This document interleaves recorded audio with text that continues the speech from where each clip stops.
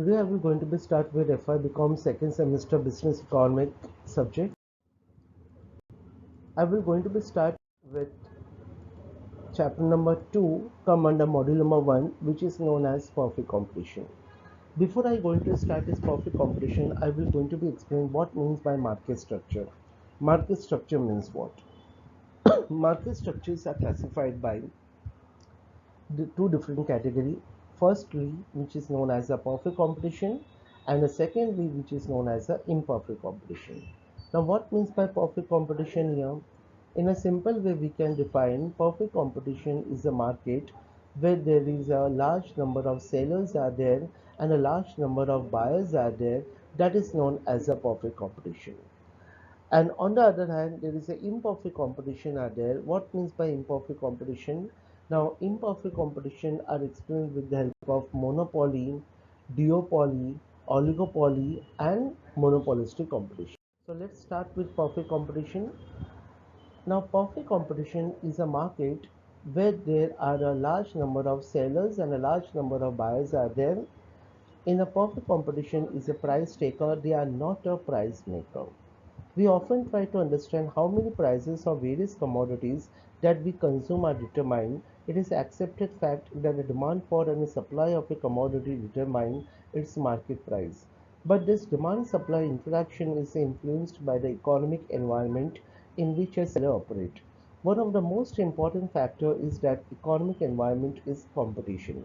How many rival firms are selling the same or the similar product? How are they pricing their product? And what kind of advertisement campaign are they planning? So, the perfect competition is a type of market structure that is primarily used as a benchmark or a model against which other market structures are compared. The more a market structure deviates from perfect competition, the more imperfect it is considered. Monopoly is that exact opposite of perfect competition. Perfect competition is the ideal market structure which ultimately leads to optimum allocation of resources.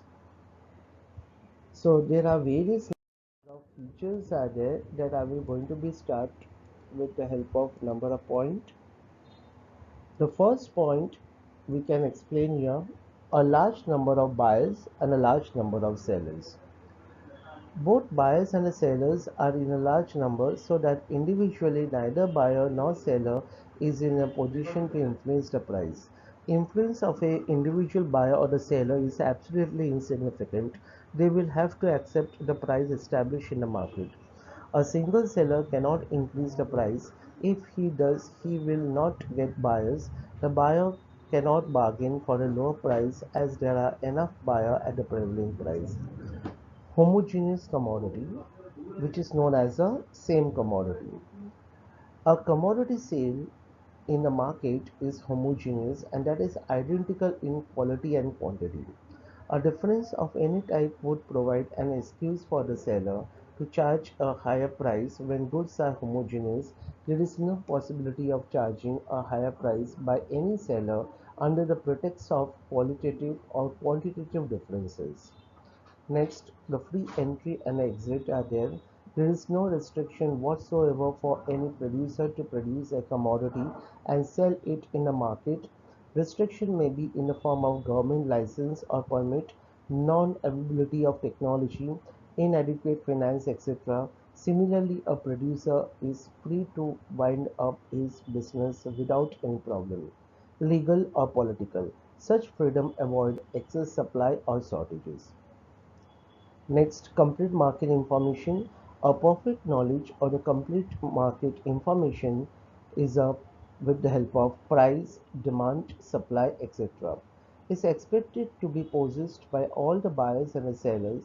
Such knowledge will prevent the buyers from paying a higher price and seller charging a different price that what is prevailing in a market.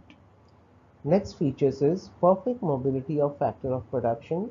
Factor of production assumes to be freely mobile geographically and occupationally.